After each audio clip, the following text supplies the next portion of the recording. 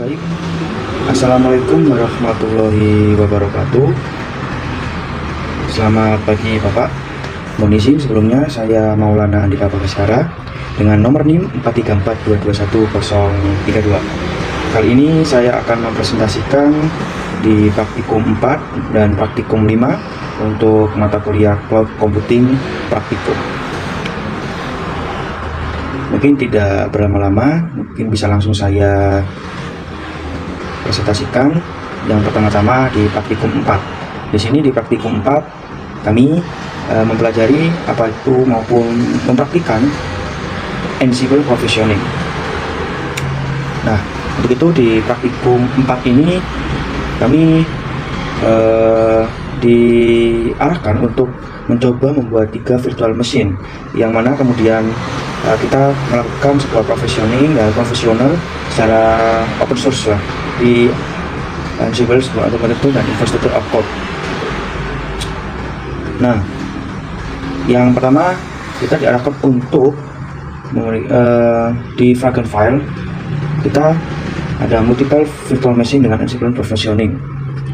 Nah, karena kita masuk di fragment dulu ya ini. Nah, di fragment dulu, untuk itu membuat sebuah lingkaran eksekusi fragment pada directory yang berbeda seperti ini.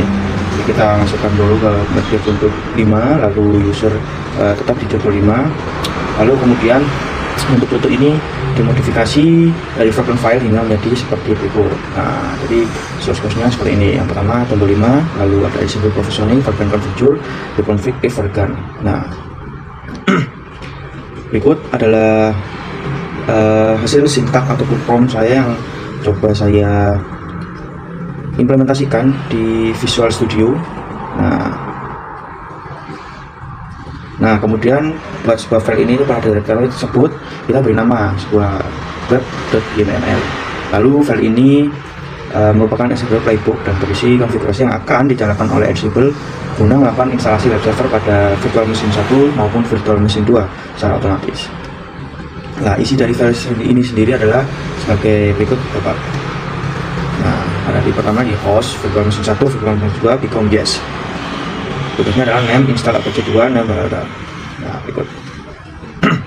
Lalu buat sebuah Ansible playbook baru pada directory tersebut dan kita beri nama lb.yml. Nah, file ini itu berisi sebuah konfigurasi yang akan dijalankan oleh Ansible guna untuk melakukan instalasi load balancer pada virtual machine 3 secara otomatis. Nah, untuk sintaknya sendiri adalah seperti berikut ya. Host vm3 become yes starts name install proxy sekian-sekian dan sampai hingga ke replace enable. Nah, gitu. Lalu ulangi langkah yang tadi untuk menjalankan virtual machine dan untuk bisa login ke dalam setiap virtual machine yang telah kita buat. Nah, di bottom up. Nah, di bagian sendiri hasil nampaknya seperti berikut. Setelah kita proses tadi semua provisioningnya, lalu keluar dengan virtual machine yang dengan berikut ini. Bahkan SSH VM1. Ini adalah screenshotan dari SSH saya di virtual machine 1. Lalu di SSH virtual machine 2 tampilnya berikut. Welcome Ubuntu. Ini setelah selesai ya, setelah semua proses berjalan dengan lancar akan tampil seperti ini SSH-nya. Lalu berikutnya coba kita jalankan perintah pada virtual machine 1 dan virtual machine 2.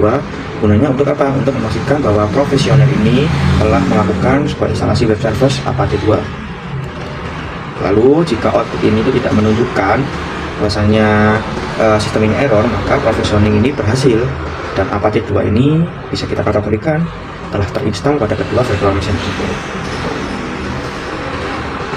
Berikut adalah hasil screenshotan saya dari sintak sudo syntax status Apache 2 VM1 untuk VM1. Nah, sini. Lalu di VM2 hasilnya seperti berikut. Nah, oke, setelah perintah berikut, setelah semuanya sudah tampak seperti berikut, kita coba jalankan perintah itu pada virtual machine yang ketiga. Gunanya untuk memastikan pastinya bahwa profesional Ansible kita telah melakukan instalasi load balancer head proxy secara baik. Oleh karena itu, jika output tidak menunjukkan sebuah error, maka profesioning ini itu kita kategorikan sebagai berhasil dan head proxy telah terinstalasi pada virtual machine tersebut. Kita cek dengan sintaks sudo system status proxy, lalu untuk itu tampil sebagai berikut.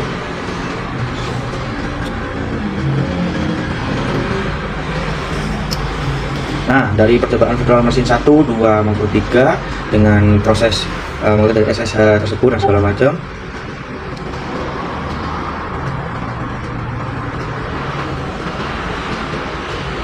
Oke. Di sini saya sedikit ada catatan. Nah, dalam praktikum 4, nah kita melakukan sebuah proses provisioning menggunakan Ansible pada 3 virtual machine. Nah, virtual machine ini yang dibuat dengan Varga pastinya. Untuk itu Ansible sendiri digunakan untuk mengotomasi instalasi dan konfigurasi perangkat lunak sebagai bagian daripada konsep infrastruktur as code atau bisa disebut IaaC. Nah, berdasarkan hasil percobaan kami, provisioning ini menggunakan Ansible berhasil menginstal Apache pada virtual machine 1 maupun virtual machine 2 serta proxy pada virtual machine 3. Nah, penggunaan Ansible Playbook memungkinkan proses otomasi berjalan dengan cepat dan efisien tanpa perlu melakukan instalasi secara manual setiap virtual machine. Nah, di sini saya simpulkan ada 4 poin yang mungkin bisa jadi referensi maupun 4 poin yang kita dapat setelah melakukan instalasi di virtual machine 1, 2, maupun 3. Nah, yang pertama adalah otomatisasi infrastruktur, yang mana Ansible sendiri memungkinkan untuk otomatisasi instalasi perangkat lunak dan konfigurasi sistem pada banyak virtual machine secara bersama. Lalu berikutnya kita mendapatkan poin efisiensi dalam development. Nah, dengan menggunakan Ansible Playbook, proses development dapat melakukan lebih cepat lah dibandingkan dengan konfigurasi manual. Lalu ada berikutnya adalah manajemen yang mudah.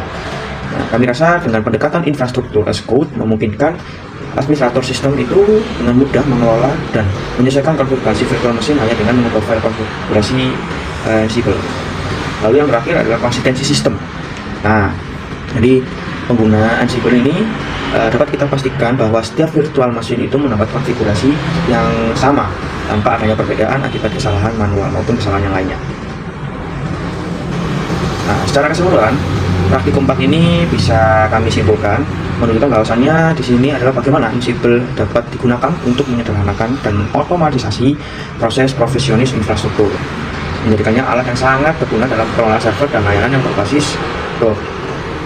Mungkin di praktikum 4 bisa saya cukupkan penjelasan saya di praktikum ini, lalu kemudian bisa langsung saya geser ke praktikum 5 di load balancing system.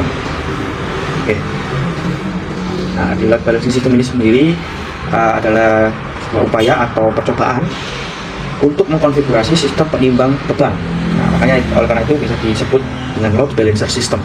Nah, dengan lingkungan eksekusi Vargan yang telah dibuat pada praktikum 4 atau sebelumnya, nah pada praktikum 5 ini di load balancing ini kami mencoba dan kami akan melakukan sebuah pengujian sederhana yang terhadap sistem yang telah terkonfigurasi. Pastinya untuk yang pertama kami akan berupaya di konfigurasi load balancer. Nah, di load balancer sendiri ada 2 upaya kita. Yang pertama adalah kita akan menggunakan sebuah lingkungan eksekusi Vargan yang telah dibuat pada praktikum yang lalu, yaitu praktikum 4. Berikutnya kita akan memodifikasi file konfigurasi hproxy dengan menjalankan sebuah perintah sudo nano etc hproxy. Nah, berikut. Oke, setelah kami telah memberikan prompt atau memberikan sintak kepada Vagrant, akan tampil seperti berikut, Bapak. Nah, Vagrant akan segera membaca.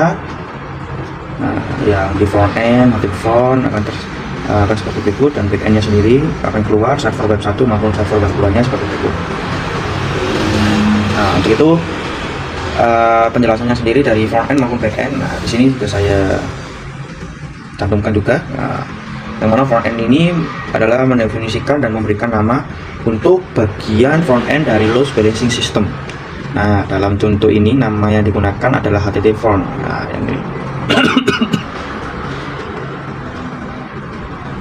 Dan berikutnya ada start enable. Nah, ini digunakan untuk dapat mengakses proxy static management project, dan start reverse 10 second. Nah, ini gunanya untuk menginstruksikan proxy untuk memuat ulang static monitoring page setiap 10 detik. Dan di bin bintang 808. Nah, ini tuh beban kerja yang masuk menuju load balancing system. Nah, itu harus melalui port 8080. Dan di start URL, ini adalah static monitoring page ya, dan yang dapat diakses pada URL. Lalu default backend, nah ini sebenarnya menginstruksikan proxy untuk menggunakan backend tertentu dalam contoh HTTP Flex. Di sini. Oke. Lalu berikutnya backend sendiri adalah sebuah definisi yang memberikan nama untuk bagian backend daripada load balancing. Nah, di sini contoh namanya ada RTFlex yang tadi kita singgung juga, dan balance adalah sebuah algoritma yang digunakan untuk menimbangkan beban kerja yang masuk menuju load balancing system seperti roll robin, rest code, static error, source error, dan sebagainya. Lalu ada server. Nah, ini seperti yang kita ketahui juga adalah di mana beban kerja dapat dialokasikan oleh load balancer.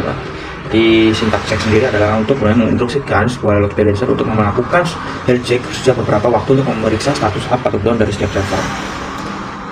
Nah, kemudian langkah selanjutnya adalah kita berikan perintah untuk memuat ulang atau reload ya proxy dari setiap melakukan perubahan file konfigurasi. Di sini dan kita memakai sintaks sudo syntax reload proxy. Nah, ini berikut saya screenshot dari pagernya.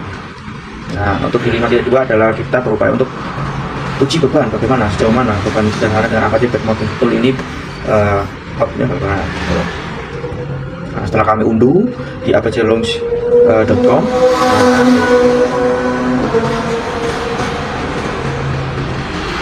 kami mencoba untuk masuk di servernya, Pak. Jadi servernya seperti ini, tampilnya seperti ini. Nah, ada HTTP form, ada HTTP back. Nah, membuat sebuah tabel, ada queue, session, bad, error, warning, server, dan semacam proxy pada umumnya. Berikutnya kami mencoba jalankan Apache Benchmarking Tool dengan perintah berikut ap min n 1000 masuk di 192.168.5.6.3 ini 8080. Nah, ini.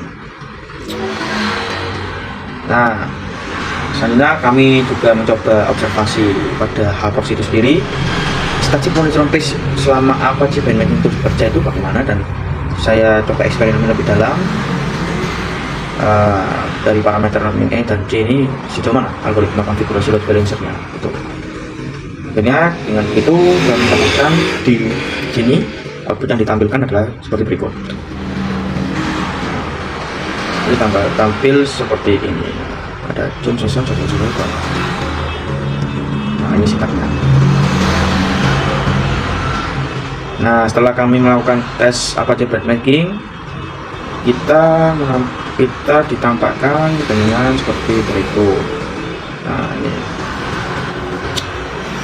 Nah, dari percobaan kita yang tadi dari load balancing mapping, nah tujuannya untuk load balancing sendiri adalah ada 3. Yang pertama, menyalurkan beban request terhadap beberapa server backend, lalu kemudian meningkatkan kinerja dan skalabilitas dari setiap server backend, lalu yang terakhir tujuannya sendiri adalah untuk mengoptimalkan latency dan respons dalam server backend.